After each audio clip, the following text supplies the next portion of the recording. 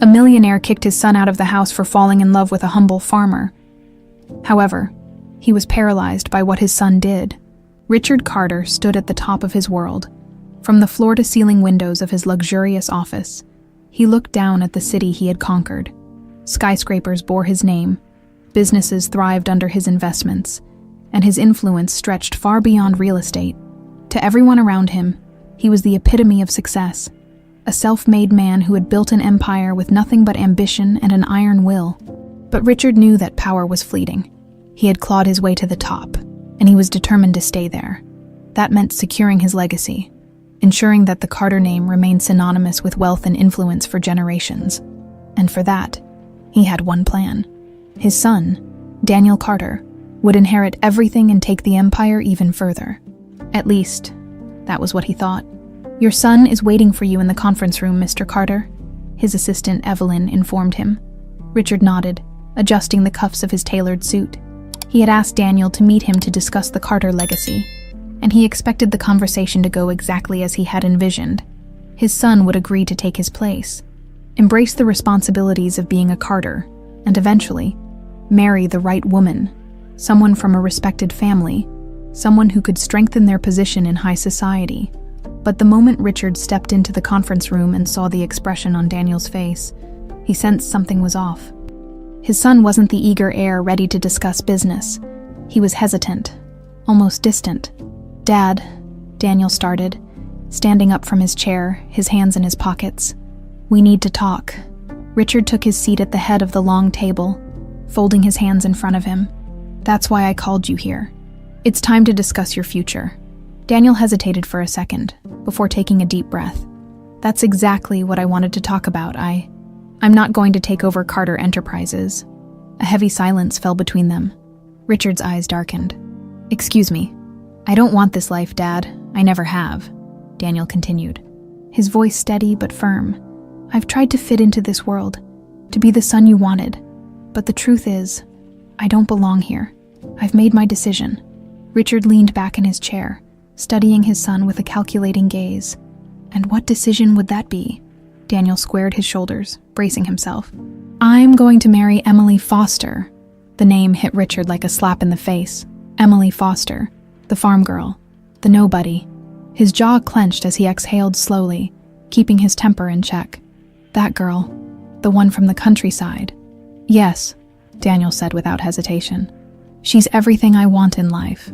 I love her, Dad, and I don't care about the money, the company, or the high society parties. I just want to be with her." Richard let out a sharp, humorless laugh. "You think love pays the bills. You think love builds empires." His voice turned cold. "You're my son, a Carter, and you were born to carry on this legacy, not throw it away for some insignificant farm girl." Daniel's expression hardened. "She's not insignificant to me." "Of course she's not, to you." Richard's eyes narrowed. "Because she's filling your head with nonsense, making you believe in some romantic fantasy. But let me tell you how the real world works.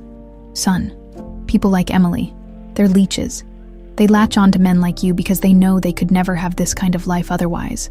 Daniel clenched his fists, his patience wearing thin. "Emily doesn't care about money. She never has. She's worked her whole life to take care of her mother and keep her father's land alive. She's the strongest person I know, and I respect her more than I respect anyone in this city." Richard slammed his palm against the table, his temper finally breaking. "Enough," his voice echoed through the room. "You are not going to throw your future away for this nonsense." Daniel stood his ground. "I already have." A tense silence stretched between them. Richard stared at his son, searching for hesitation, for doubt, but he found none. Daniel's decision was made. Slowly, Richard straightened in his chair, his expression unreadable. "Then let's make this clear, Daniel." His voice was low, cold. "Final. If you walk out of this office and choose that girl over your family, over everything I built for you, you're on your own. No money, no inheritance, no Carter name." Daniel didn't flinch. He had expected this reaction. "I don't need your money, Dad," he said, his voice calm but firm. "And I don't need the Carter name to be happy." Richard's hands curled into fists. He had always believed that money and power were the only things that truly mattered. He had seen people beg for his approval, for his resources. He had watched men crumble after losing their wealth. And yet, here was his own son, walking away from everything without a second thought, without another word. Daniel turned and walked toward the door. "Don't come back," Richard said, his voice cold and unforgiving. Daniel paused for a moment, then looked over his shoulder. "I wasn't planning to." And with that, he was gone. Richard sat in silence, his jaw clenched, his heart pounding. He had expected Daniel to break under pressure, to reconsider, but instead, he had walked away without hesitation. But Richard was certain of one thing: his son would come back. It was just a matter of time. The wind rustled through the tall grass as Daniel Carter stepped onto the worn wooden porch of the small farmhouse. The scent of damp earth and wildflowers filled the air, a stark contrast to the polished marble floors and city lights he had left behind. He knocked twice on the door, his heartbeat steady, despite knowing the weight of what he had just done. Emily opened the door, her blue eyes widening the moment she saw him. She didn't need to ask. His expression told her everything. "You really did it," she whispered, stepping forward, her hands lightly brushing against his arms as if to make sure he was real. "I did," Daniel confirmed, his voice steady. "I chose you." Emily inhaled sharply, searching his gaze. "And your father." Daniel let out a breathless chuckle, though there was no humor in it. "Disowned me. Cut me off completely." Emily's chest tightened. She had always known Richard Carter wouldn't accept her, but deep down, she had hoped that Daniel wouldn't have to lose everything to be with her. She reached up, cupping his face gently. "Daniel, are you sure about this? About us?"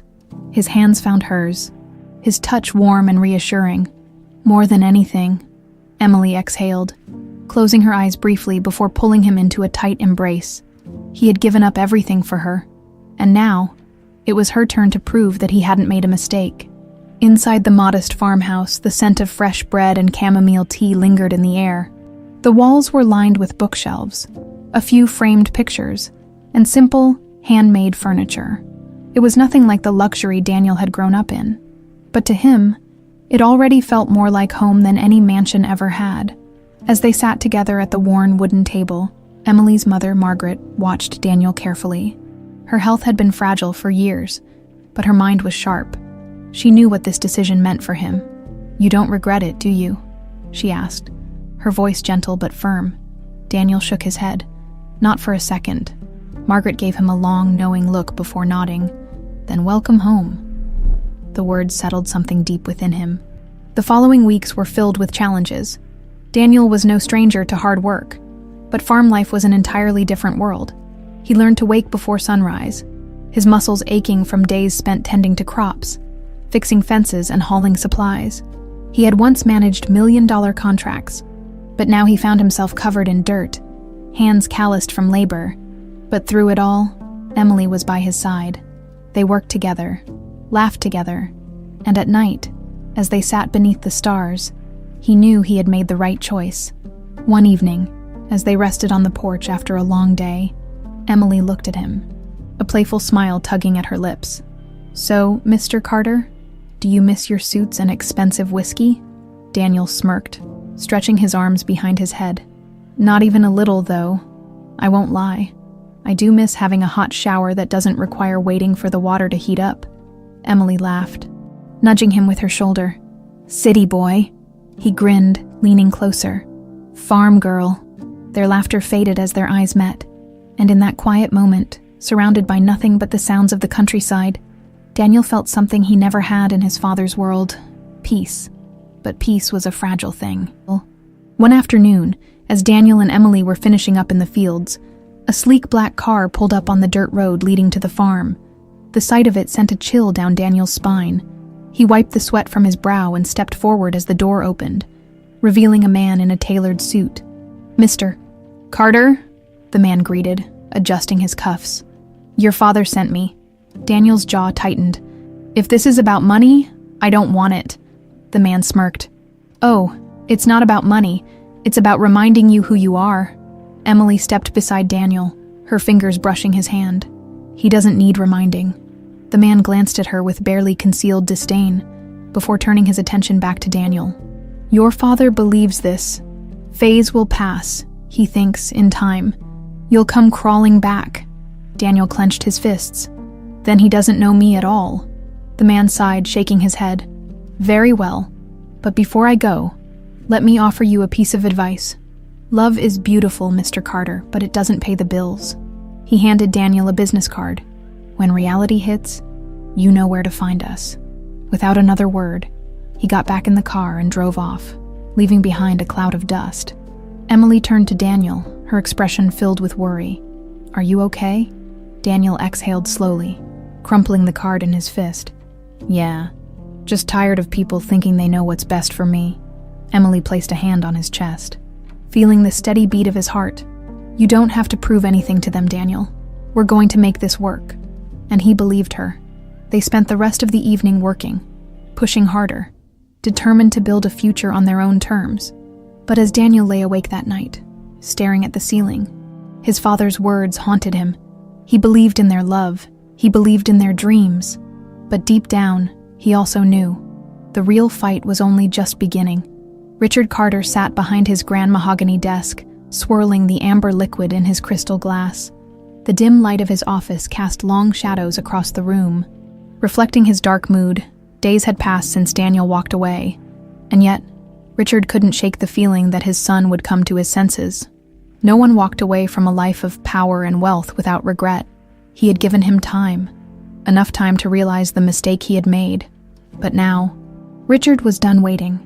If Daniel refused to return willingly, he would force him to see reason. With a cold resolve, Richard picked up his phone. Get me Samuel Price, he ordered. Samuel Price had been the family's lawyer and fixer for years, a man who specialized in ensuring that Richard Carter always had the upper hand.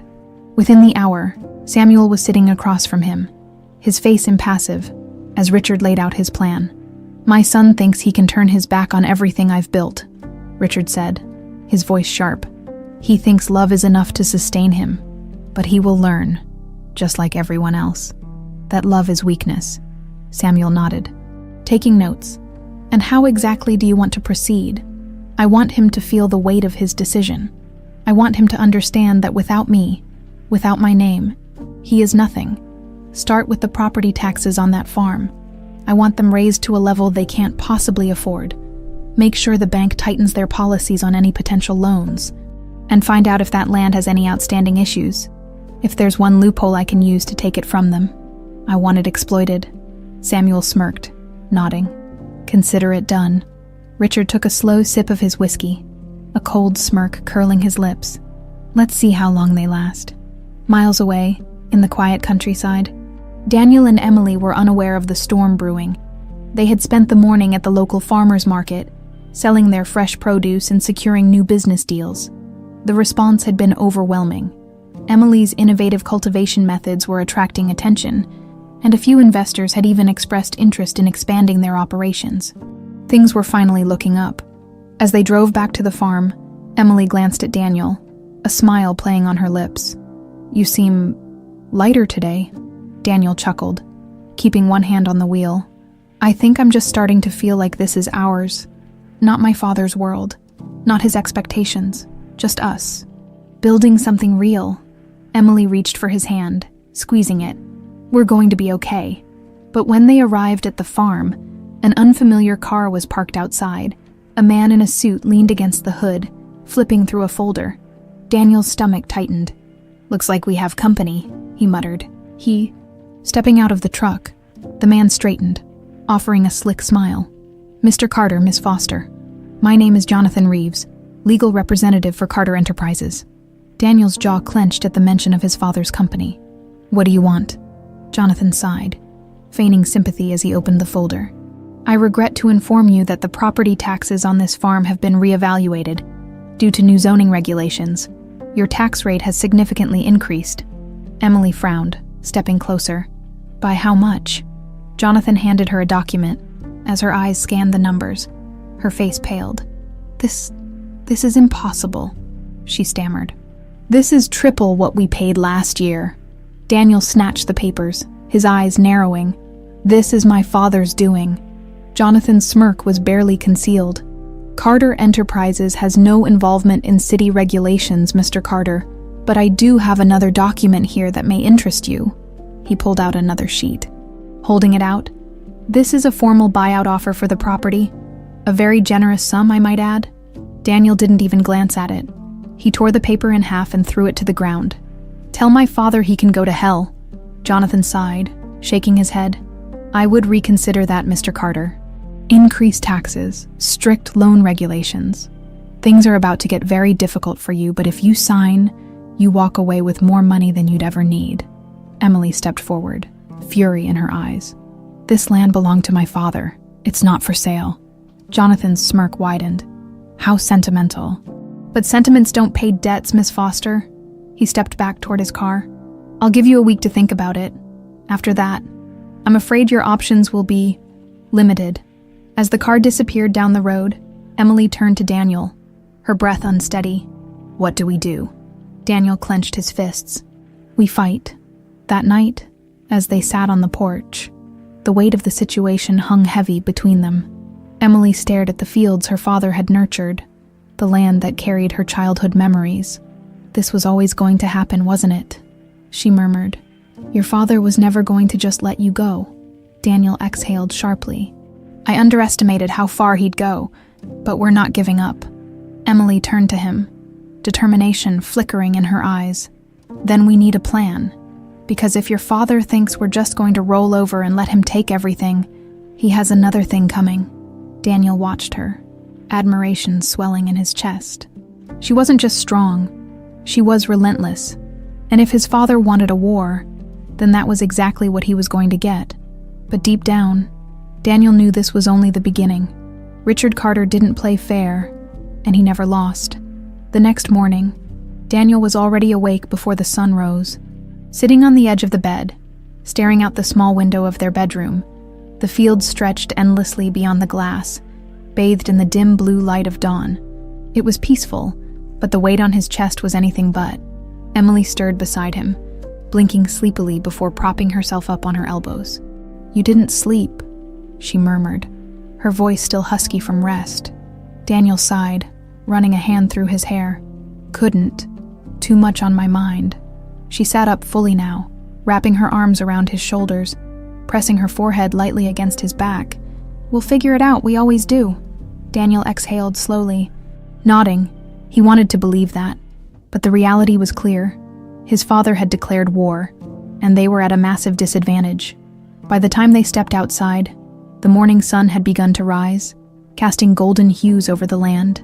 But as beautiful as it was, today was not a day for admiration. They had work to do. The first stop was the town's agricultural office.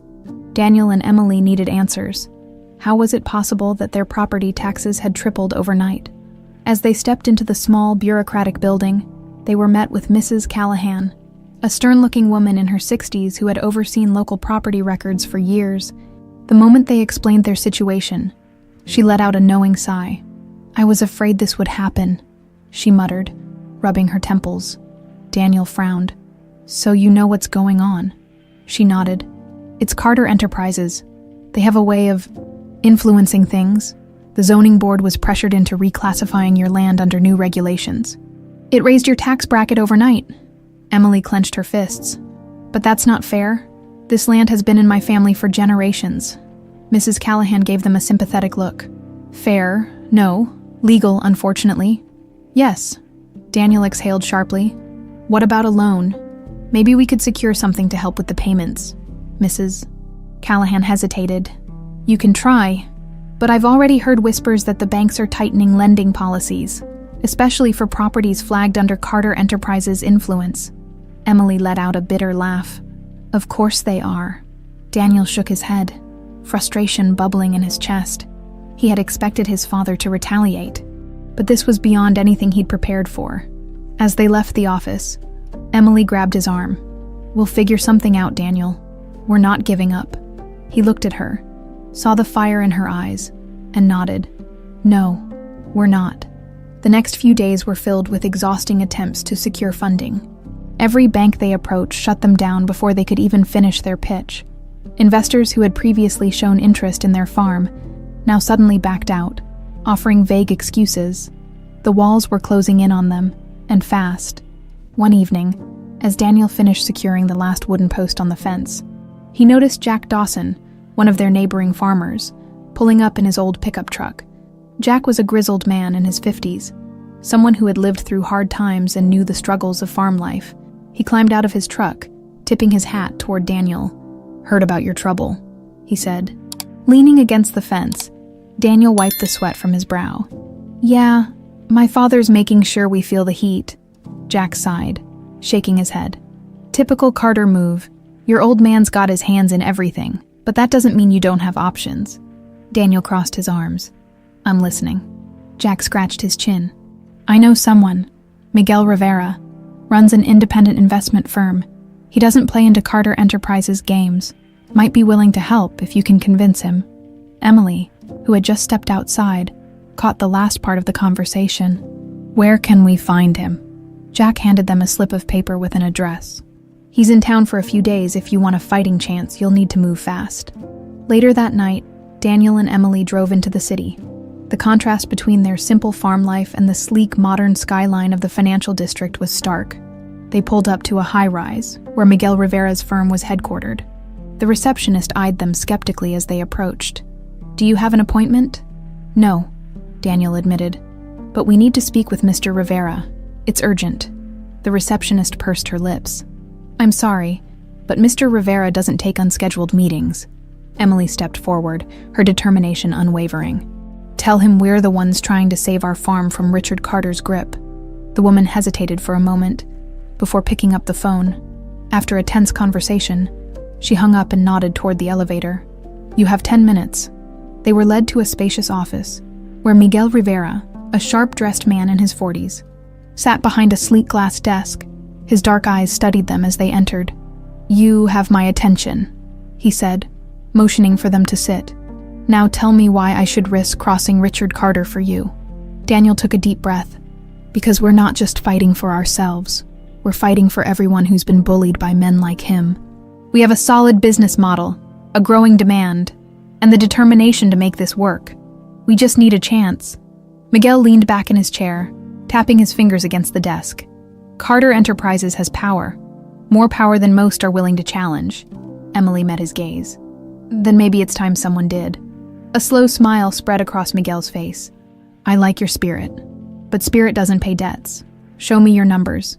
Prove to me that investing in you is worth the risk." Daniel nodded. "Give us 24 hours. We'll bring you everything you need." Miguel considered them for a moment before nodding. 24 hours, that's all you get?" As they left the building, Emily squeezed Daniel's hand. "This is it. This is our chance." Daniel exhaled. "Then let's make it count." They had one shot to prove they were worth betting on. Failure was not an option. Richard Carter sat in the private lounge of one of the city's most exclusive clubs, sipping his whiskey while listening to the murmurs of business magnates around him. These were the men who had once admired him, feared him, aspired to be him. But lately, Richard had noticed a change, a shift in the way they spoke to him, the way their eyes flickered with something he wasn't accustomed to. Doubt. His patience was wearing thin.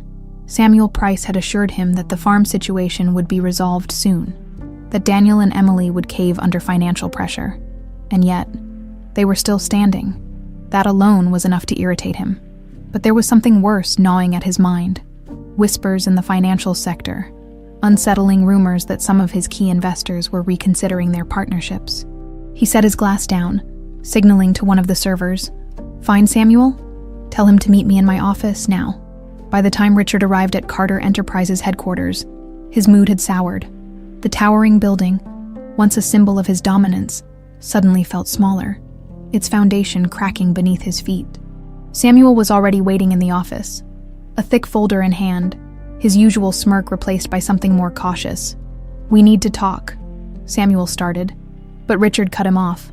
"No, you need to tell me why my son is still standing," Richard snapped, his patience razor thin. Samuel exhaled. "Because he's more resourceful than you gave him credit for." He tossed a report onto Richard's desk. "They're meeting with Miguel Rivera." Richard's fingers tightened around the edge of the desk. Miguel Rivera, the one investor in the city who wasn't afraid to play against him. Samuel leaned back in his chair.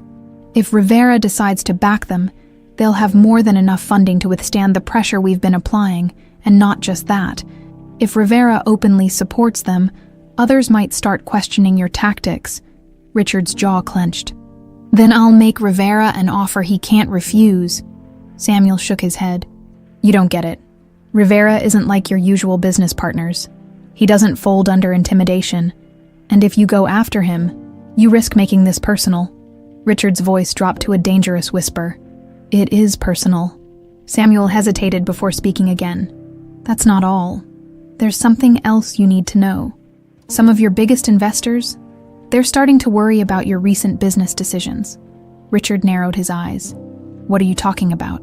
Samuel sighed, pulling out another document. Your last few ventures. They've been high-risk investments. And now that word is spreading about the situation with Daniel. People are questioning if you're still the same Richard Carter they trusted. Richard slammed his fist on the desk. They're questioning me. Samuel didn't flinch.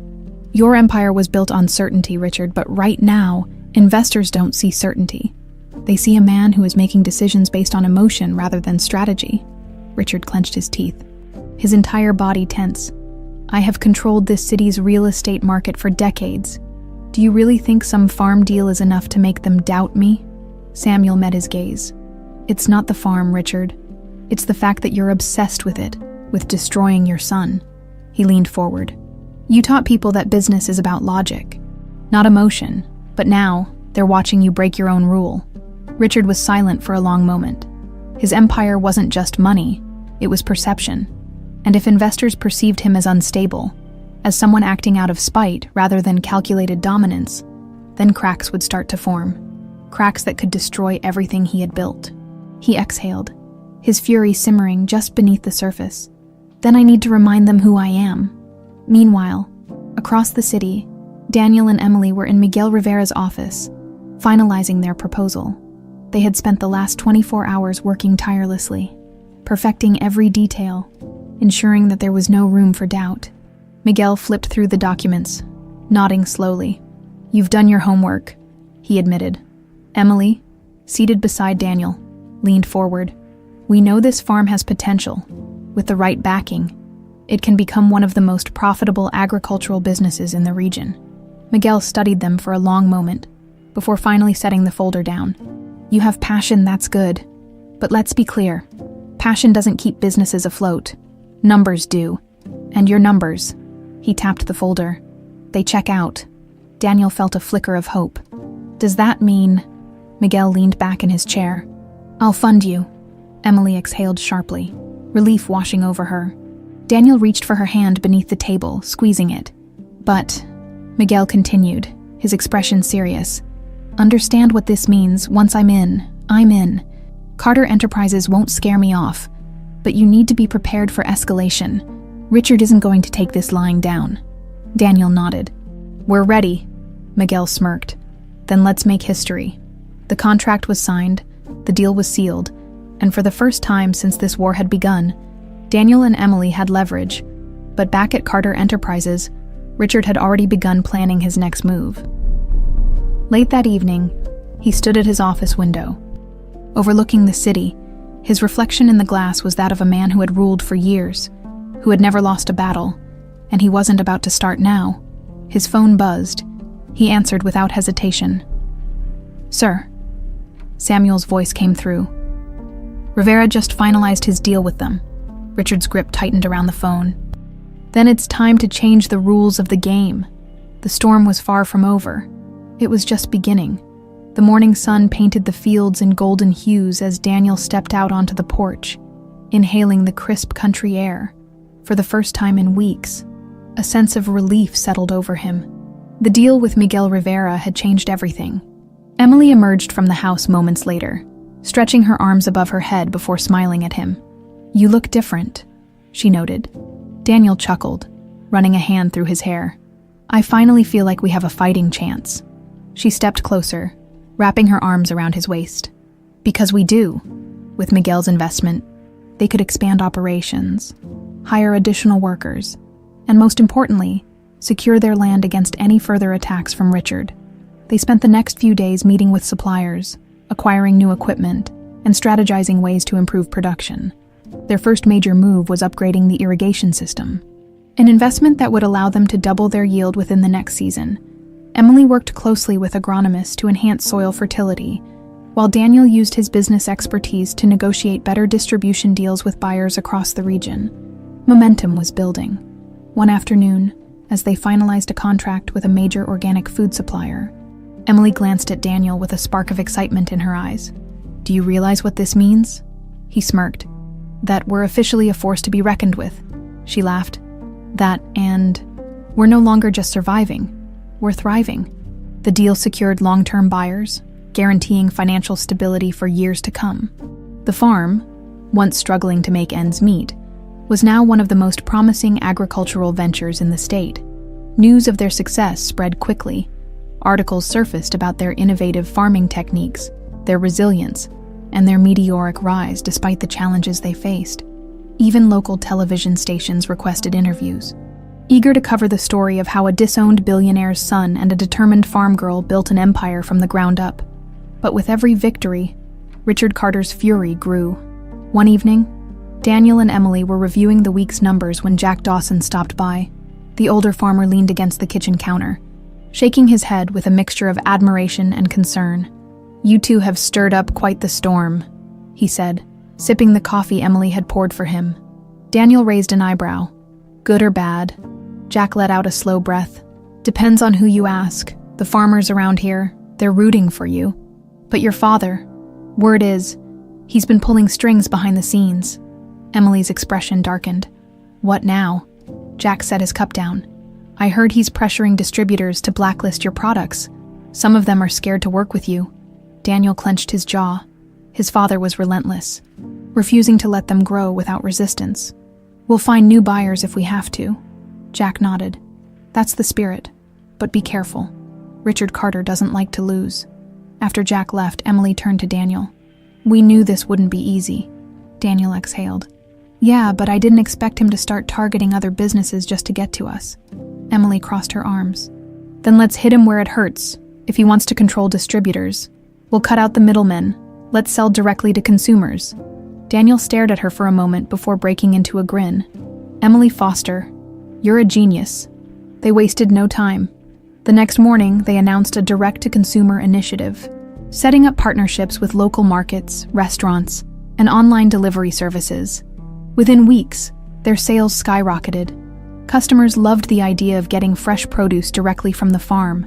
Demand surged, and soon, other small farmers in the area reached out, eager to join their network. They weren't just fighting against Richard Carter anymore. They were changing the industry, the media. Attention only intensified. Business analysts started comparing their model to larger agricultural corporations, noting that Daniel and Emily had created something revolutionary.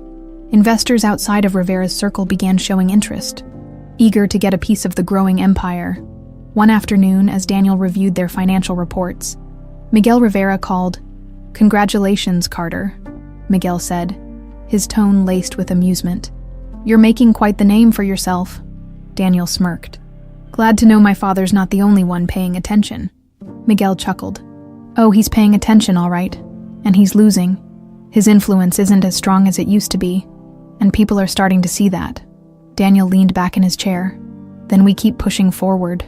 Miguel's voice turned serious. "That's why I'm calling. I have a proposition for you." Daniel sat up. "I'm listening. I want to take this nationwide. Your model isn't just working. It's disrupting the market. With the right investment, we could expand to multiple regions, turn this into something that outlives both of us." Daniel exchanged a glance with Emily, who had been listening from across the room. Her eyes were filled with the same determination that had fueled them since the beginning. "We're in," Daniel said. As he hung up the phone, he turned to Emily. "This is it. The moment we prove to everyone that we're not just some underdog success story." Emily smiled. "No, we're building a legacy." Meanwhile, in his office, Richard Carter sat in silence, staring at the reports in front of him. He had underestimated them. He had believed that money and power were enough to crush his son's rebellion. But now, Daniel wasn't just surviving. He was winning. And for the first time in his entire career, Richard Carter felt something he never had before. Fear. Richard Carter sat at the head of the long, polished conference table in the boardroom of Carter Enterprises, his fingers tapping rhythmically against the surface. The air in the room was thick with unease, the kind that made men shift uncomfortably in their seats and glance at one another for reassurance. These were the same men who, for years, had stood by his side, feeding off his power, his influence. Now, their loyalty wavered. Their confidence in him was crumbling.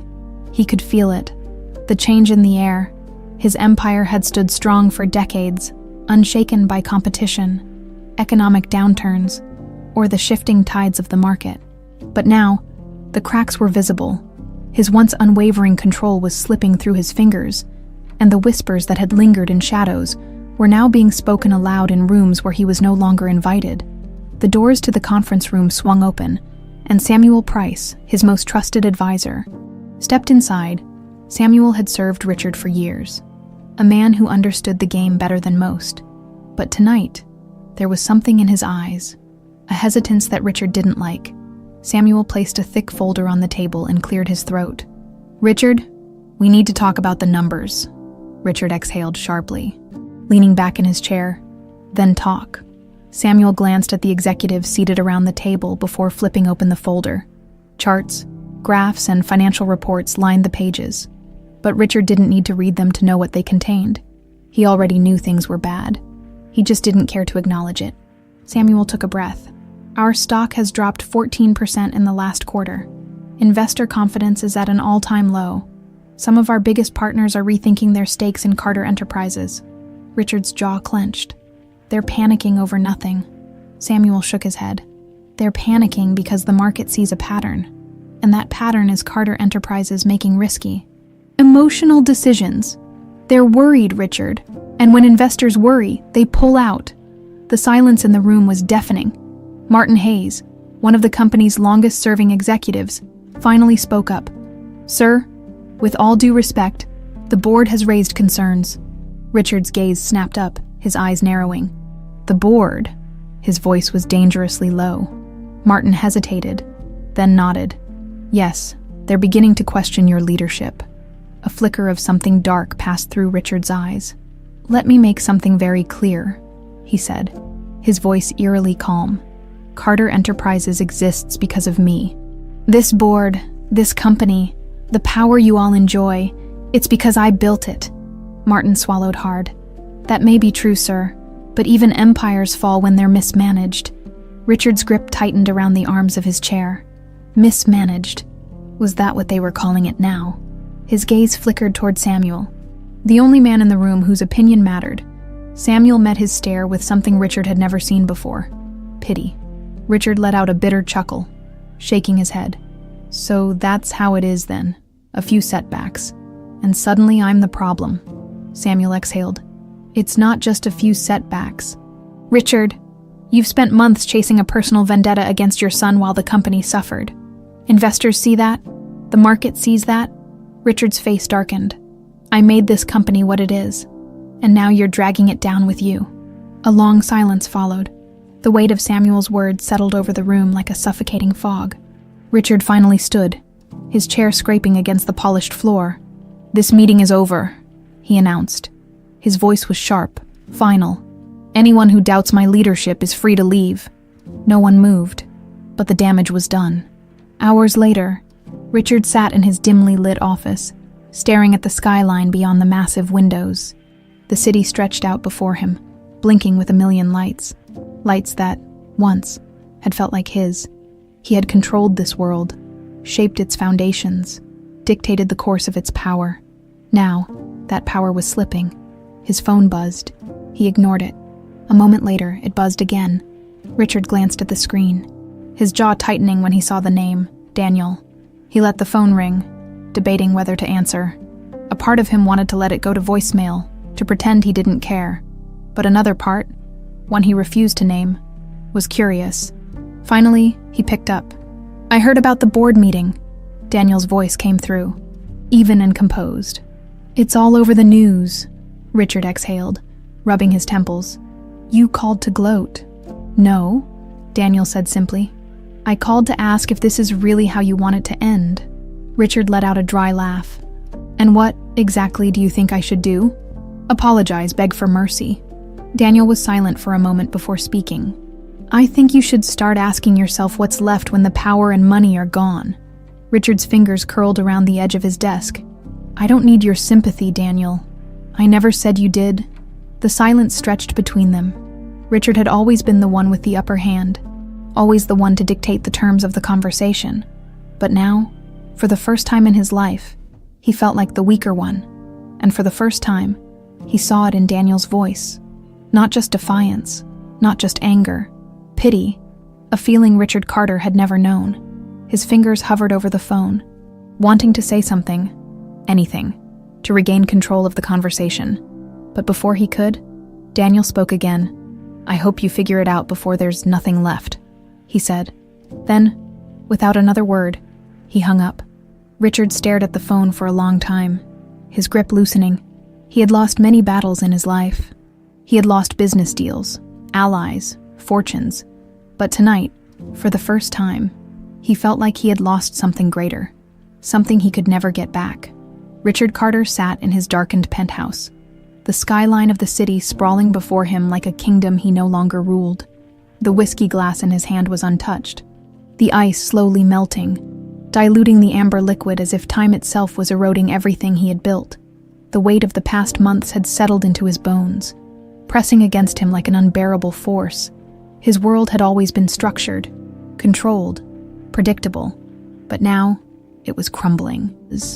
His mind replayed Daniel's words from their last conversation. What's left when the power and money are gone? It was a question he had never needed to ask himself before, because he had never believed they could be taken from him. His empire had been built on an unshakable foundation of dominance. Fear, influence, money, these were the currencies that had bought him everything. Loyalty, status, respect. But now, as the cracks in his legacy widened, he saw the truth staring back at him. None of those things had ever been permanent. The next morning, he arrived at Carter Enterprises earlier than usual. The office, once a fortress of his absolute control, now felt foreign. The whispers in the hallways, the sideways glances, the sudden silence when he entered a room. These were all signs of a kingdom preparing for the fall of its king. Samuel Price was already waiting in his office, a stack of papers neatly arranged in front of him. He had been the last one still standing, the only man who hadn't turned his back on Richard.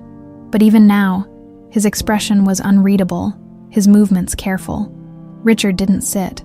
He stood by the window, looking out over the city. How bad is it? Samuel exhaled, placing a single sheet of paper on the desk. The board has scheduled a vote of no confidence. Richard finally turned, his gaze sharp. When? Samuel hesitated. End of the week. A slow, bitter smirk tugged at Richard's lips. So they're done waiting. Samuel nodded. They're nervous. Investors are backing out. The company is unstable, they think. A leadership change is the only way to salvage what's left. Richard clenched his jaw. The only way, as if he were nothing more than a liability now. As if the years he had poured into this empire, the sacrifices, the relentless pursuit of power, meant nothing. He stepped closer to the desk, his hands pressing flat against the polished wood. And you, do you think they're right? Samuel held his gaze for a long moment. Then, in a tone softer than Richard had ever heard from him, he said, I think this is the first time you don't know how to win. The words cut deeper than they should have. Richard straightened, adjusting his cufflinks. A practiced motion, something familiar, something within his control. He wouldn't let them take this from him without a fight. But the next few days only made it clear. The fight was already lost. One by one, the people who had once feared him, respected him, followed him, turned their backs, calls were ignored, meetings were postponed, investors distanced themselves, eager to align with whoever came next. And then came the final blow. That evening, as he sat in his office, the screen of his laptop lit up with headlines that sent a cold fury through his veins. The rise of Daniel Carter, a new era in business innovation. Carter Enterprises faces leadership crisis as former heir's farm empire surges. Daniel Carter, the son who built his own fortune. Richard scrolled through the articles, his teeth grinding. They were already shifting their loyalties. The same media that had once glorified him was now writing him off as a relic of the past, an empire crumbling under its own weight, while Daniel's name rose like a phoenix from the ashes. That was when he saw the interview. Daniel, seated in front of a polished backdrop, speaking calmly to the reporter. "I never set out to compete with my father," Daniel said. "I only wanted to build something for myself, something real." The reporter leaned in. "And now that you're in a position of power, is there anything you would say to him?" Daniel hesitated for a moment before answering. "I'd tell him that power isn't about control, it's about building something that lasts. And if he ever figures that out, maybe he won't have to lose everything before he understands it." Richard slammed the laptop shut, his pulse pounding. It was over. 2 days later, the boardroom was filled with tension as Richard Carter took his seat for the vote. The faces around him, once filled with admiration, fear, deference, were now calculating, cold, distant. Samuel sat to his left, silent. The chairman cleared his throat. "Mr. Carter, as you are aware, this board has convened to discuss the company's future, given the current instability, the lack of investor confidence, and the recent financial downturn. We are forced to consider whether continued leadership under your guidance is in the best interest of Carter Enterprises." Richard knew what was coming, but hearing it still felt like a knife twisting in his gut. The chairman folded his hands. "Effective immediately, we will hold a vote of no confidence in your leadership." Richard's fingers curled into fists beneath the table. The votes came in, one by one, name after name, the people he had shaped, the men and women who had built their careers under his rule. When the final tally was counted, the decision was clear. They had voted him out. Richard sat motionless, his face unreadable. The chairman exhaled. "Mr. Carter, your time as CEO has officially come to an end." Silence. Richard stood slowly, buttoning his suit jacket with deliberate precision. He glanced around the table, his expression unreadable. Then, without another word, he turned and walked out. The moment the doors closed behind him, he realized something chilling. For the first time in 40 years, he had nowhere to go. His name no longer held power. His fortune was crumbling. His legacy was tarnished. He stepped out onto the streets, the noise of the city feeling different. People passed him by without a second glance. The empire he had built, the weight of his name, no longer meant anything. He pulled out his phone, his fingers hovering over a single contact. "Daniel?" His pride screamed at him to put the phone away, to fix this on his own, but his pride had already cost him everything. He hesitated only a second longer before hitting call. The line rang once, twice. Then, Daniel picked up. Richard exhaled. "I need to see you." A pause. Then, Daniel's voice, calm but unreadable. "I figured this call was coming." Richard swallowed hard. The words felt like gravel in his throat. He wasn't used to asking for anything. Daniel's voice softened, but just barely. "We'll talk, but this time, on my terms." And for the first time in his life, Richard Carter had no choice but to accept. Richard Carter had always been a man of power, a man who dictated the rules rather than followed them. But as he stood outside the modest farm, hands clenched into fists at his sides, he realized how much the world had changed, or rather, how much he had lost. The gravel road beneath his feet felt foreign, the scent of tilled earth and fresh hay clinging to the air, so different from the glass towers and polished wood of his former life. He had once looked at places like this with disdain, dismissing them as remnants of a world that had no place in his own. But now, this was the only place he had left to turn to. He exhaled sharply, his breath visible in the crisp morning air. He hadn't slept, had barely eaten. Pride had sustained him for years, but now it left him hollow. The farmhouse door creaked open, and Daniel stepped onto the porch. His stance was firm, arms crossed, his expression unreadable. Behind him, Emily emerged, her eyes sharp, her posture guarded. They weren't expecting him to show up this quickly, but Richard knew that delaying this conversation wouldn't make it any easier. For a long moment, neither of them spoke. Then Daniel broke the silence. "Didn't think you'd actually come." Richard forced himself to meet his son's gaze. "I didn't think I would either." Emily studied him carefully. The last time she had seen him, he had been a king in a throne room, barking orders. Convinced of his own invincibility, Now, standing before them in a suit that no longer carried the weight of authority, he looked human. Daniel let out a slow breath, stepping down from the porch. "Come inside." Richard hesitated only for a second before following. The farmhouse was simple, but there was something about it that unnerved him. It wasn't the size or the lack of grandeur. It was the warmth. It was a home, built on something real, something he had never truly understood. Emily set a mug of coffee in front of him before sitting across the table, her gaze unwavering. "Why are you here, Richard?" Straight to the point. He supposed he deserved that. He swallowed, running a hand over his jaw before answering. "I lost the company." The words felt foreign on his tongue, bitter. "The board voted me out." Daniel didn't react. "And?" Richard frowned. "And I have nothing left." Silence settled over the room. The weight of the admission hung between them. Emily exchanged a glance with Daniel before leaning forward. "Are you saying that because you mean it, or because you want something from us?" Richard exhaled through his nose, rubbing his temples. "I don't know," he admitted. "I spent my whole life building something that I thought would last forever. But now that it's gone, He hesitated. The words felt like gravel in his throat. "I don't know what I am without it." Daniel studied him for a long moment, then leaned back in his chair. "You still don't get it, do you?" Richard's jaw clenched. "Get what?" "That power was never about money or control. Real power is about what you build, the people you stand with, not the ones you step on." Daniel shook his head.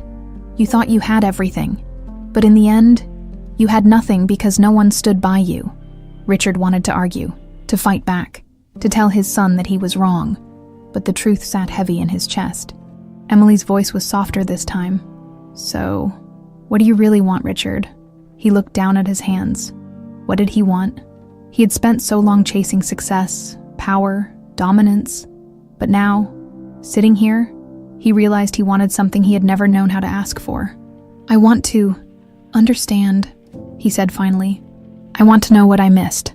Daniel's gaze didn't waver. "Then prove it." Richard frowned. "What?" Daniel leaned forward. "You think you want to learn? Then stay here. Work with us. Learn what it means to build something that doesn't rely on fear and intimidation."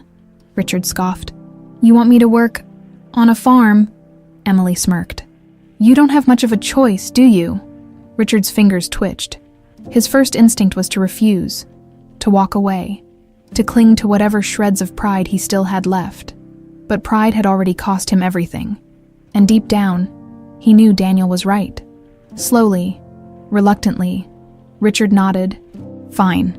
Emily exchanged a glance with Daniel before pushing herself up from the table. "Then you start tomorrow, sunrise." Richard lifted a brow. "Sunrise?" Daniel smirked. "Welcome to our world, Dad." The next morning, Richard experienced hell. By 5:30, Daniel was knocking on his door, shoving a pair of work boots toward him before leading him out to the fields. The air was cold, the ground still damp from the night before. Richard stood awkwardly as Daniel handed him a pair of gloves. "Start with the fencing. We need the posts reinforced before the next storm." Richard stared at him. "You expect me to?" Daniel didn't wait for him to finish. He turned and walked off, leaving him no room for argument. The first hour was tolerable. The second was miserable. By noon, his arms ached, his back protested, and his expensive shirt was ruined beyond saving. Emily walked by, barely concealing her amusement. "How's the great Richard Carter handling manual labor?" Richard wiped sweat from his forehead, glaring. "Don't you have somewhere else to be?" She laughed. "Nope. Watching this is way too satisfying." By sundown, Richard was exhausted. His body screamed in protest as he collapsed onto the porch steps. He had spent years ruling an empire, and yet, one day on this farm had broken him in ways he never expected. Daniel stepped onto the porch, tossing him a bottle of water. "Thought you'd quit by now." Richard took a slow sip before exhaling. "So did I." Daniel studied him. "Then maybe you're finally starting to get it." Richard didn't reply, because for the first time in his entire life, he wasn't sure if he wanted to be Richard Carter, the empire builder. For the first time, he wanted to know what it felt like to just be a man. The second morning was worse. Richard Carter had spent his entire life in boardrooms, controlling billion-dollar deals with the stroke of a pen. Now, he stood in the middle of a field, Dirt caked under his nails, his muscles aching from labor he hadn't done since he was a teenager. The sun had barely risen when Daniel tossed him a pair of gloves. "You're working with the cattle today." Richard stared at him. "You're joking." Daniel smirked. "Daniel." "Not even a little." Emily walked by, biting back a grin as she slung a basket over her shoulder. "Careful, Richard. The cows don't care about stock options." Richard glared at her, but she was already walking away. He sighed and turned back to Daniel. "What exactly do you expect me to do?" Daniel motioned toward the open field. "See that calf over there? It got separated from the herd. We need to guide it back before it gets itself into trouble." Richard pinched the bridge of his nose. "You mean I'm chasing cows now?" "Think of it as strategic realignment," Daniel said dryly. Richard muttered a curse under his breath but trudged forward. The calf, a small brown creature with wide, dark eyes, eyed him cautiously as he approached. "Come on now," Richard murmured, stepping closer. He reached out, but the calf bolted, kicking up dirt as it ran. Daniel burst out laughing from behind him. "You might want to move faster, Dad." Richard clenched his jaw and ran, or at least, tried to. His legs ached from the previous day's work, and the uneven terrain didn't help. The calf darted left, then right, and Richard quickly realized that despite all his years manipulating corporate giants, he was utterly powerless against a baby cow. By the time Daniel stepped in, guiding the calf back with practiced ease, Richard was breathless, his hands on his knees. "That," Daniel said, clapping him on the back, "was painful to watch." Richard glared at him. "You enjoy this, don't you?" Daniel shrugged. "I enjoy watching you struggle with something for the first time in your life." Richard wiped sweat from his brow, muttering under his breath. He knew Daniel had every reason to enjoy this moment. Years of resentment, of rejection, of being dismissed. And yet, despite how much Richard wanted to fight back, he knew Daniel was right. He had never struggled. Not like this. By midday, Emily sent him to help repair the irrigation system, which involved hauling heavy pipes and digging trenches. Richard's back screamed in protest. His hands, once accustomed to silk ties and luxury cars, were raw from gripping tools he had never needed before. Every muscle in his body burned. At some point, Jack Dawson, the older farmer from the neighboring property, wandered over, leaning against the fence as he watched Richard struggle with a wrench. "So, this is what rock bottom looks like for a billionaire," he mused. Richard shot him a glare. "You here to help or just to gloat?" Jack grinned. "A little of both." Despite himself, Richard let out a breath of laughter. It felt strange, laughing here in this place, covered in dirt, completely stripped of everything he once was. But there was something about it, something real. That evening, as he sat on the porch with Daniel and Emily, sipping a beer that had never tasted better in his life, he found himself staring out over the land. The sunset painted the sky in shades of orange and gold, the fields stretching endlessly under its glow. "This place," Richard murmured. "It's different." Emily glanced at him. "What do you mean?" He hesitated, struggling to find the words. "In the city, everything is about control. You push and pull until the world bends to your will. But here," he gestured toward the fields, "you don't control the land. You work with it, you respect it, or it ruins you." Daniel nodded. "Now you're getting it." Richard exhaled. He didn't want to admit it, but he was starting to understand. For years, he had believed that power meant bending the world to fit his image. But sitting here, watching the land he had once dismissed as worthless, he saw something else. Power in patience, in resilience, in building rather than taking, as the stars began to appear in the sky. Emily turned to him. "So, what happens now?" Richard knew what she was asking. Was he staying? Was he leaving? He stared at his hands, rough and dirt-stained, the calluses forming where there had never been any before. "I don't know," he admitted. "But I think I'm not done here yet." Daniel smirked. "Then be ready, because tomorrow's even harder." Richard let out a tired laugh, shaking his head. Of course it is. For the first time in his life, he wasn't running the show. And maybe that was exactly what he needed. Richard Carter had never imagined a life where he would wake up before dawn, muscles aching from the previous day's labor, hands raw and calloused from work he once considered beneath him. Yet, here he was, standing on the porch of a modest farmhouse, watching the first streaks of sunlight break over the fields. The air was crisp, carrying the scent of damp earth and hay, a stark contrast to the filtered air and polished floors of the high-rise offices he once commanded. His body protested every movement, but something deeper inside him was shifting, a change he couldn't quite name yet. Behind him, the screen door creaked open. "You planning to stand there all morning?" Daniel's voice carried a hint of amusement as he sipped his coffee, leaning against the wooden railing. "Or do I need to remind you we've got work to do?" Richard exhaled, rolling his shoulders, feeling the strain in every fiber of his being. "I assume you're about to send me off to do another pointless, back-breaking task?" Daniel smirked. "That's one way to look at it. Another way, you're learning," Richard huffed, stepping down from the porch. Learning. The word felt foreign. He had spent decades teaching, mentoring men who feared him, controlling industries with a few well-placed investments. He was the one who dictated the rules, not the one who followed them. But here, none of that mattered. His name held no weight. His reputation meant nothing. The only thing that mattered was whether or not he could pull his own weight. Daniel led him out toward the eastern field, where the morning dew still clung to the tall grass. Emily was already there, tossing fresh feed into the troughs for the cattle, moving with ease and confidence. She glanced up when she saw them approaching, a small smirk tugging at her lips. "Surprised you made it out of bed," she teased. Richard gave her a flat look. "I'm here, aren't I?" "Barely," she quipped, brushing dirt from her hands. "Today, you're working the irrigation system." Richard frowned. "We fixed the irrigation system 2 days ago." Daniel smirked. "And now you're going to learn how to maintain it. Because on a farm, things don't stay fixed forever." Richard sighed. Of course. The morning was a test of patience more than endurance, while lifting heavy equipment had been its own torture.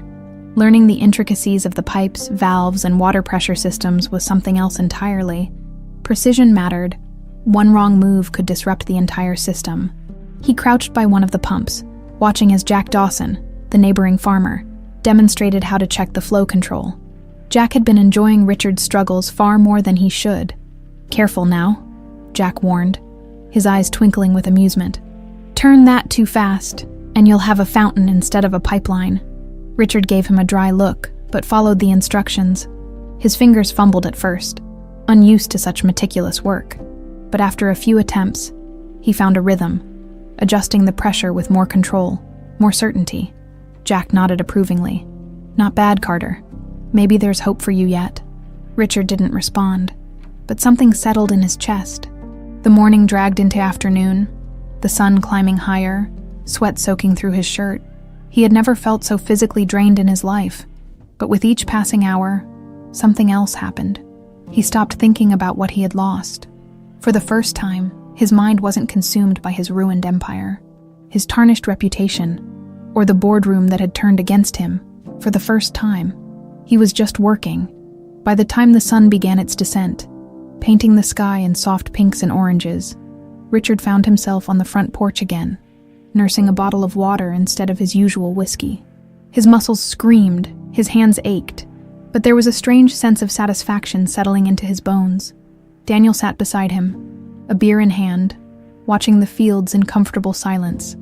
"You're getting better," Daniel said after a while. Richard scoffed. "If that's your way of telling me I'm less terrible at this than I was a week ago, I'll take it." Daniel smirked, but didn't argue. He took another sip of his drink, before his expression turned more thoughtful. "You ever think about what comes next?" Richard tensed. He knew this question was coming. Daniel turned to face him fully. "You've been here a while now. You've done the work. You've seen what we've built. But we both know this was never supposed to be permanent for you." Richard let out a slow breath. That was the plan, wasn't it? To figure things out, to regain his footing, and then, what, before? The answer would have been simple. He would have fought to reclaim Carter Enterprises, to restore his name, to remind the world that Richard Carter wasn't a man who could be discarded so easily. But now, I don't know, Richard admitted, his voice quieter than he intended. Daniel raised an eyebrow, clearly surprised by the honesty. Richard let his gaze drift over the land. "For years, all I cared about was power, controlling everything, everyone. And now that I've lost it, I should be fighting to get it back. Daniel studied him, waiting. Richard shook his head. But for the first time, I don't think I want to. Daniel didn't react right away. Instead, he leaned back against the railing, contemplating his father's words. It wasn't an apology, but it was something. Emily's voice carried from inside the house. "Dinner's ready, if you two are done brooding out there." Daniel smirked before standing. "Think you can make it to the table, old man?" Richard groaned as he pushed himself up. "Don't test me, boy." Inside, the table was already set, the scent of roasted chicken and fresh vegetables filling the air. It was a simple meal, nothing extravagant, nothing like the five-star dining he was used to. But as he sat down, surrounded by people who didn't fear him, who didn't expect anything from him other than to just be there, something settled in his chest. Emily placed a plate in front of him, raising an eyebrow. "You going to say grace, Richard?" Richard blinked. He hesitated, then let out a dry chuckle. "I think that's still a bit beyond me." Emily smirked. "We'll get there." Laughter echoed around the table. Warm and easy, and for the first time in a long, long time, Richard Carter didn't feel like he was falling. He felt like he was finally landing. The days blurred into one another, marked by the rhythm of labor and the quiet hum of the farm. Richard Carter no longer questioned the early mornings or the aching muscles. He simply got up, put on his boots, and worked. The man who had once commanded an empire from a leather chair now woke before the sun, his hands caked in dirt by midday, his shirt damp with sweat before noon. He no longer flinched at the sting of a splinter or cursed when a task took longer than expected. He just did the work. And slowly, things began to shift, not just within him, but in how the people around him looked at him. Jack Dawson no longer watched him with amused skepticism, but with something closer to respect. The other farmhands, who at first had whispered about the city man trying to play farmer, now worked alongside him, treating him as one of their own. And Daniel had stopped expecting him to leave. Richard didn't know when exactly the change had happened, but one evening, as they sat on the porch after another long day, Daniel casually handed him a beer, the way a man does for someone who belongs. There was no hesitation, no tension, just quiet acceptance. Emily, of course, was the hardest to win over. She still studied him as if waiting for the old Richard to snap back into place, to reveal this entire experience as nothing more than a temporary inconvenience before he returned to his world of power and money. But Richard didn't blame her. He had spent a lifetime being one kind of man. He couldn't expect people to believe in the change overnight. Hell, even he struggled to believe it sometimes. One morning, he found himself standing by the fence line, gazing over the land that had once seemed so small, so insignificant. But now he saw the details. The way the crops moved with the wind, the way the cattle shifted in quiet patterns, the way the land itself felt alive. He never understood before, but now he did. It wasn't just a business. It was something worth fighting for, and that thought scared him more than anything, because if he admitted that, if he truly accepted it, then it meant he had spent his entire life chasing the wrong kind of power. The realization sat heavy in his chest. That afternoon, as they worked near the barn, Emily handed him a set of receipts. "These are the supply orders for next season. We'll need to negotiate better rates with some of the vendors." Richard blinked, caught off guard. She was trusting him with something beyond physical labor. "You want me to handle this?" he asked carefully. Emily raised an eyebrow. "You ran a billion-dollar empire. I assume you know how to negotiate a bulk discount." Richard huffed a laugh but didn't argue. He took the papers, scanning the numbers. "These are too high. We can push back on at least 3 of these vendors." Emily smirked. "That's what I was thinking. I wanted to see if you'd catch it." He glanced up at her, searching her face for the usual guarded skepticism. But this time, there was something different. Trust. And that meant more than he could admit. As the days stretched into weeks, Richard found himself taking more responsibility. It wasn't planned, wasn't even intentional. It just happened. A problem with the feed supplier. He stepped in. A broken fence that needed immediate repair. He took care of it. A local buyer trying to undercut their pricing. He made the call. It was small at first. Little things, but little things add up. One evening, after the day's work was done, Richard sat at the kitchen table, flipping through a ledger of expenses. Emily leaned against the counter, arms crossed. "You look like you're actually enjoying that." Richard smirked, shaking his head. "I think I forgot how much I liked solving problems that actually matter." Emily studied him for a long moment before finally saying, "Then why do you still look like you're waiting for something?" He didn't answer right away, because he knew what she meant. Even after everything, a part of him still felt like he was in limbo, caught between the man he had been and the man he was becoming. Emily sighed, pushing away from the counter. "You know, Daniel won't say it, but he's waiting for you to make a choice." Richard looked up. "What choice?" "To stop acting like this is temporary." The words hit him harder than he expected. She didn't wait for a response. She simply left him there, alone with his thoughts that night. Richard couldn't sleep. He lay in bed, staring at the ceiling, his mind racing. He had spent his life chasing something. Success, power, control. But what if? What if the thing worth having had been right in front of him this entire time? What if this land, this life, these people, was the only thing worth fighting for? The thought terrified him, because it meant that everything he had ever believed, everything he had ever built, had been for nothing. And accepting that would be the hardest battle yet. The morning air was crisp, thick with the scent of damp earth and freshly cut grass. Richard Carter stood near the fence line, watching as the first light of dawn crept over the rolling fields. His hands rested on his hips, fingers unconsciously gripping the fabric of his worn jeans. Jeans that had once felt foreign to him, but now felt like a second skin. He exhaled slowly, letting the silence settle over him. The sounds of the farm waking up surrounded him. The low calls of cattle in the distance. The distant hum of the windmill. The rhythmic clanking of metal as Daniel worked on a piece of equipment nearby. It was strange how familiar it all felt now. It had been weeks since he arrived. And yet, if he truly thought about it, he couldn't pinpoint the exact moment when he had stopped feeling like an outsider. Maybe it was the first time he had worked through a full day without complaining. Maybe it was the moment he had repaired the irrigation system without supervision. Or maybe it was the simple fact that, for the first time in his entire life, he wasn't thinking about what came next. Daniel walked up beside him, hands in his pockets, watching the sunrise with the same quiet appreciation. He didn't speak for a long time, and Richard found that he didn't mind the silence. Eventually, Daniel took a sip of his coffee and said, "You're different." Richard let out a small chuckle, shaking his head. "So I keep hearing." Daniel smirked. "Well, you used to be an insufferable bastard." Richard raised an eyebrow. "Used to be." Daniel shrugged. "Work in progress." They stood there for a few more moments before Daniel tilted his head toward the barn. "Come on, we've got a long day ahead."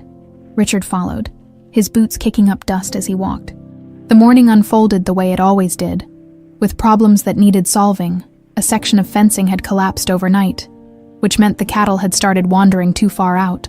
One of the tractors had a fuel line issue that needed fixing before the afternoon deliveries, and, as always, there was more work than there were hours in the day. But instead of feeling overwhelmed, Richard simply worked. He didn't argue, didn't hesitate, didn't look for shortcuts. When Daniel handed him a hammer, he took it without question. When Emily gave him a list of supplies they needed from town, he nodded and got in the truck. And when Jack Dawson stopped by in the afternoon, leaning against the fence with his usual smirk, Richard barely reacted when the old farmer said, "So, you finally gonna admit you're one of us now?" Richard wiped the sweat from his forehead and let out a breath. "I'm still figuring that out." Jack chuckled. "You've been figuring it out for weeks." Richard didn't answer right away. Instead, he looked out over the land, the fields that stretched for miles, the animals moving in easy patterns, the sun casting golden light over everything, like a painting come to life. He had spent his whole life chasing the next big deal, the next financial conquest. He had controlled entire markets, dictated trends in the real estate industry, commanded people with nothing but his name. And yet, standing here, in the middle of a farm he once thought was beneath him, he realized something unsettling. None of it had ever felt like this.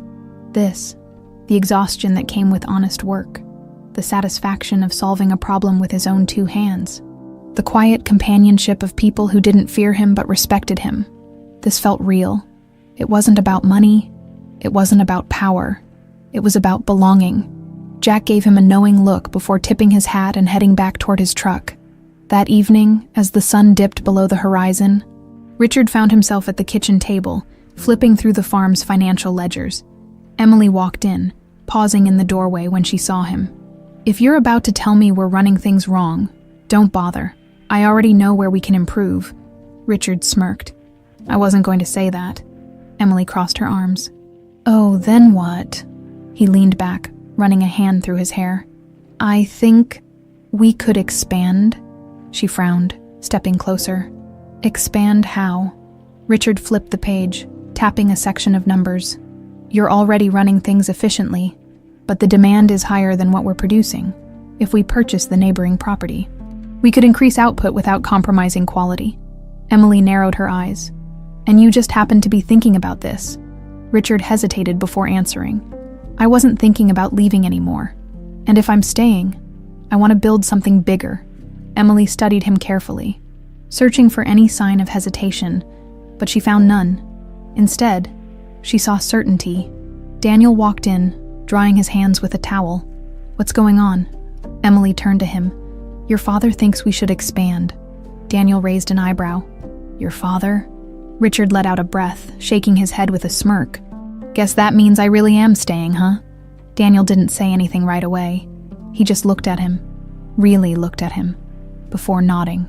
For years, Richard had expected respect to come from fear, from dominance, from power. But tonight, when his son nodded, it wasn't because he was forced to respect him.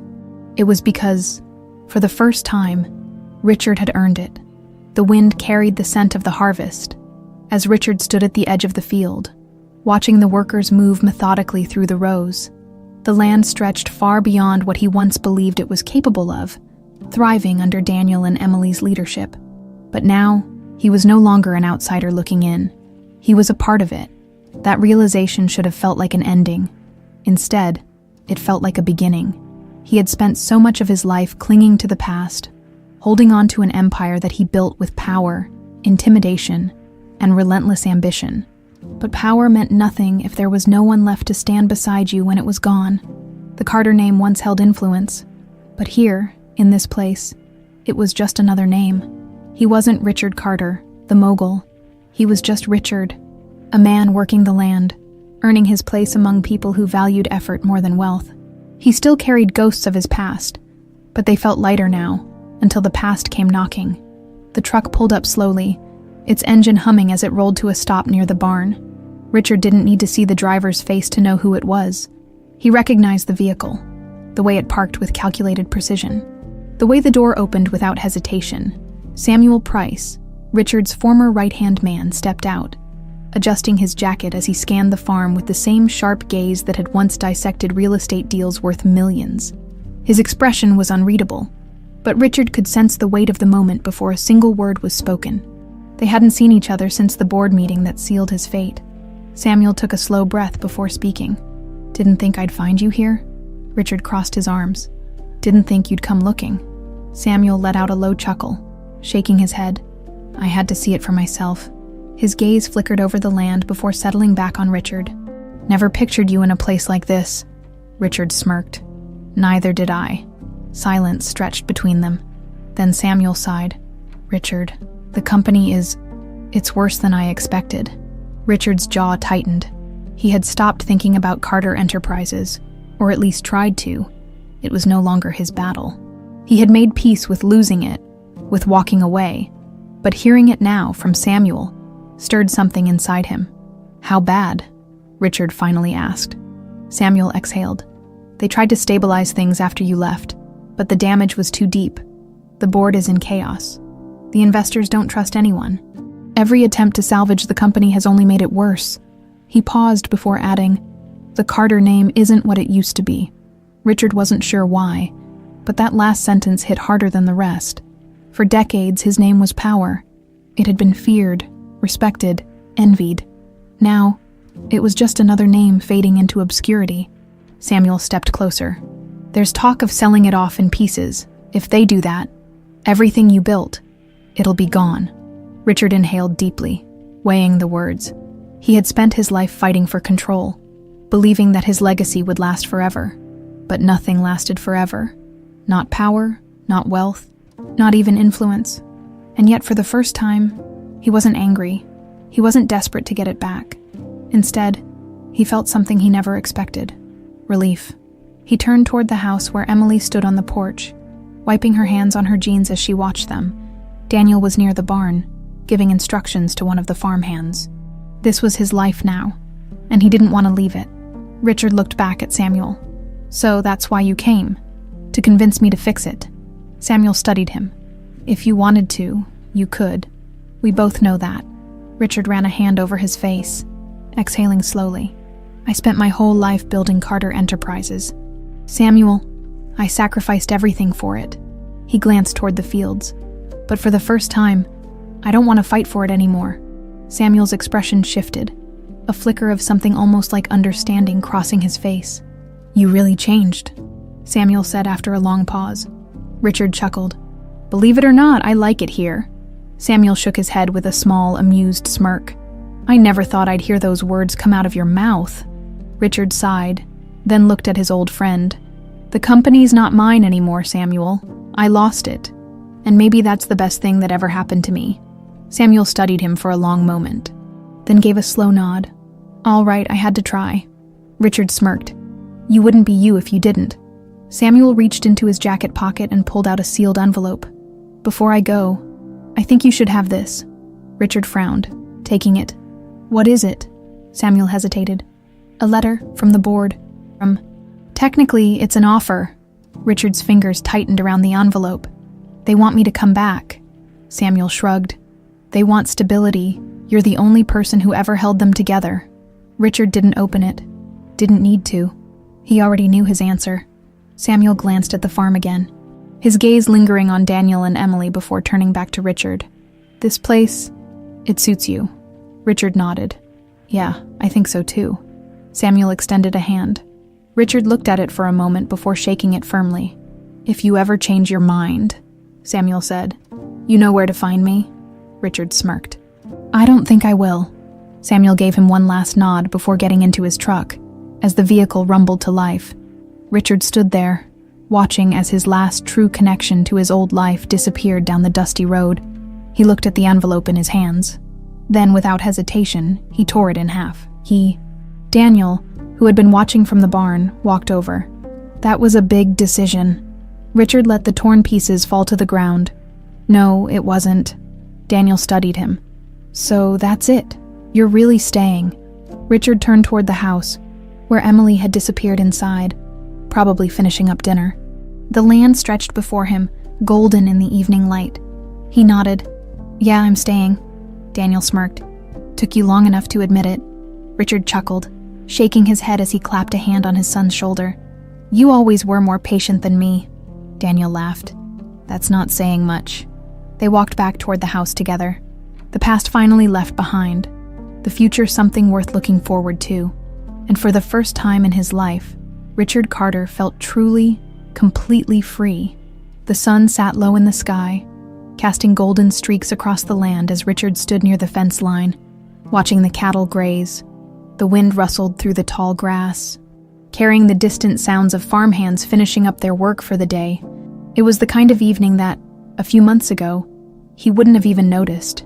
Too busy chasing power, too consumed by numbers and boardroom politics. But now, he stood still, taking it in. This was his life now, and he had chosen it.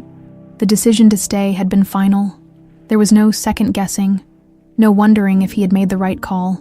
He had walked away from Carter Enterprises, from the name that once commanded respect and fear, from the empire he had spent decades building, and yet he had never felt more at peace. But peace, he was learning, never lasted long. Daniel approached from the barn, his face tight with concern. Richard immediately knew something was wrong. "We have a problem," Daniel said, wiping his hands on a rag. Richard frowned. "What kind of problem?" "The south pasture," Daniel said. "The storm last night did more damage than we thought. The fencing's down in multiple spots, and we've got cattle close to breaking through, if they get loose." Richard didn't need him to finish. If the cattle wandered too far, it would be a disaster, a loss of thousands of dollars. not to mention the sheer work of rounding them up again. "We'll fix it," Richard said without hesitation. Daniel gave him a measured look. "It's not going to be easy. It's already late. We don't have much daylight left." Richard rolled his shoulders. "Then we'd better move fast." Within minutes, the entire team was mobilized. Trucks rumbled toward the pasture, supplies loaded in the back. The farmhands moved with practiced efficiency, but the urgency was clear. This wasn't just another repair job. This was a race against time. When they reached the damaged section, Richard quickly assessed the situation. The fence was in worse condition than he expected. Large sections had collapsed, leaving gaping holes wide enough for the cattle to wander through. Some posts were snapped clean in half, others barely hanging on. Richard grabbed a coil of wire from the truck, his muscles protesting as he pulled it toward the broken fencing. Sweat gathered at the base of his neck, but he ignored it, already focused on the task ahead. They worked fast, but not fast enough. The cattle were restless, sensing the vulnerability in the fence. A few had already begun testing the gaps, sniffing at the openings, growing bolder by the minute. "We need more hands on that section," Daniel called out. Motioning toward a weaker part of the fence, Richard didn't hesitate. He moved quickly, grabbing a hammer and reinforcing the wooden posts, his grip tight, his heart hammering in his chest. His body was exhausted, but there was no time to stop. For so much of his life, he had fought to control people, to control power, to control outcomes. But here, there was no control, only the work. The problem in front of him, and the urgency to fix it before it was too late. A loud crack split the air. One of the cattle had pushed hard against the weakest section of the fence, snapping the last support beam. Before Richard could react, the animal surged forward, breaking through the opening. And once one went, the others would follow. "No, no, no," Daniel muttered, already sprinting toward the truck to grab the ropes. Richard didn't think, he just moved. Without hesitation, he ran toward the broken section, grabbing a length of wire and pulling it across the gap, blocking the escape route before the rest of the herd could charge through. His muscles burned, but he held tight, planting his feet as the cattle hesitated, thrown off by the sudden barrier. For a few agonizing seconds, it was a standoff then. Slowly, the cattle backed off. Richard let out a sharp breath, his grip loosening just as Daniel and the others rushed in to reinforce the fence. The next few minutes were a blur of hammering, tightening wire, and securing the perimeter before another breach could happen. By the time they were done, the last of the light had faded, leaving them working under the glow of the truck's headlights. The fence held, the cattle were secured. It was over. Richard sank down onto the grass, his chest heaving, sweat dripping down his back. Every muscle in his body screamed, exhaustion weighing on him like a ton of bricks. Daniel flopped down beside him, letting out a heavy sigh. "Hell of a night." Richard let out a breathless chuckle. "You're telling me?" For a few moments, they sat there in silence, watching as the farmhands packed up the tools and supplies. The wind was cooler now, carrying the scent of soil and rain. Daniel wiped a hand over his face. "You handled yourself out there." Richard smirked. "You sound surprised." Daniel shook his head. "Not surprised. Just impressed." Richard didn't say anything right away. He had spent his life chasing admiration, demanding respect from men in suits who feared him. But sitting here, covered in dirt and sweat, earning his son's respect through effort, not power, that meant more than anything he had ever achieved before.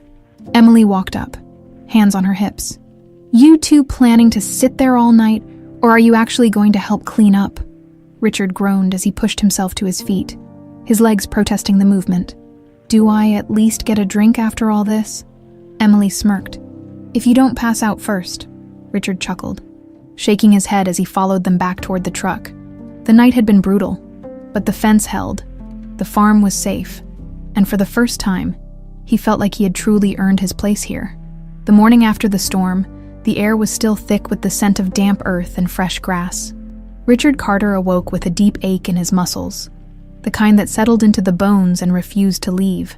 He groaned as he sat up, stretching his shoulders and feeling every bit of the previous night's work. For the first time in decades, he had earned this exhaustion, slipping on his boots. He stepped outside, breathing in the cool air as the first rays of sunlight painted the sky in hues of gold and crimson. The farm was quiet, save for the distant sounds of the cattle shifting and the faint hum of the wind. It was peaceful, honest. Daniel was already at the barn, checking the reinforced fencing. He looked up when he saw Richard approaching, a smirk tugging at his lips. "Surprised you can still walk?" Richard rolled his eyes. "I've survived worse," Daniel chuckled, leaning against the fence. "Yeah, well, I've never seen you work that hard before," Richard exhaled, his gaze sweeping across the land. "Guess I finally had something worth working for." Daniel didn't respond right away, but Richard could feel the weight of his words settling between them. He had spent his life chasing something: success, power, control, and yet, standing here, surrounded by real work, real people, real connections, he finally understood that none of it had ever mattered the way he thought it did. Emily approached, her arms crossed as she studied Richard. "You're still here," Richard smirked. "Not getting rid of me that easily." She raised an eyebrow. "You said that like you actually belong here." Richard met her gaze, his smirk fading into something more serious. "Because I do." Emily blinked, clearly caught off guard. She had been waiting for him to run, waiting for him to change his mind, waiting for the old Richard Carter to reappear and remind everyone who he really was. But that man was gone, and for the first time, Richard felt like he was exactly where he was supposed to be. The morning moved on, the routine feeling more natural than it ever had before. Richard worked alongside Daniel and the farmhands, fixing minor repairs, checking inventory, even negotiating a new supply order with a vendor. It was work, real work, and he didn't just tolerate it, he enjoyed it. By noon, as they sat around the kitchen table for lunch, Emily leaned back in her chair, studying him. "So, what now?" Richard wiped his hands on a napkin, setting it aside. "What do you mean?" Emily tilted her head. "You're staying. You've made that clear. But what does that actually mean? Are you just going to help out here and there? Or are you actually going to be a part of this?" Silence settled over the table. Daniel glanced at him, waiting. Richard looked down at his hands. Hands that had once signed contracts worth billions, that had once dictated the fate of companies. Industries, entire markets. Now, they were rough, calloused, lined with dirt and hard work. He wasn't that man anymore, and he didn't want to be. Lifting his gaze, he met Emily's eyes with certainty. "I want to be a part of it," he said simply. "Not just helping out, actually invested in it, the land, the business, all of it." Emily studied him, searching for any sign of hesitation. She found none. Daniel finally spoke. "That means putting down roots, Dad. Committing. Not just working the land, but owning it, protecting it, growing it." Richard nodded. "I know." Daniel leaned forward, resting his arms on the table. "Then let's make it official." Richard raised an eyebrow. "What do you mean?" Daniel pulled out a folder and slid it across the table. "I had a feeling this was coming, so I had the paperwork drawn up." Richard hesitated before opening the folder. Inside were property agreements, business partnership contracts, and land ownership documents. His name was already typed on the forms, alongside Daniel and Emily's. They had been waiting for him to be ready. Now he was. Richard swallowed, his throat tight. "You're serious about this?" Daniel nodded. "We wouldn't offer if we weren't." Richard exhaled, running a hand over his face before shaking his head with a smirk. "And here I thought I was the one who made all the deals." Emily smirked back. "Welcome to the new world, Carter." Without hesitation, Richard picked up the pen and signed his name. The moment the ink dried, something inside him settled, not just in his mind, but in his soul, for the first time in his life. He wasn't just building something for himself. He was building something that mattered. Later that evening, as he stood on the porch watching the last light fade from the sky, Daniel joined him. 2 beers in hand, he handed one to Richard before leaning against the railing. "So," Daniel said after a long silence, "you're really one of us now." Richard smirked. "Looks that way."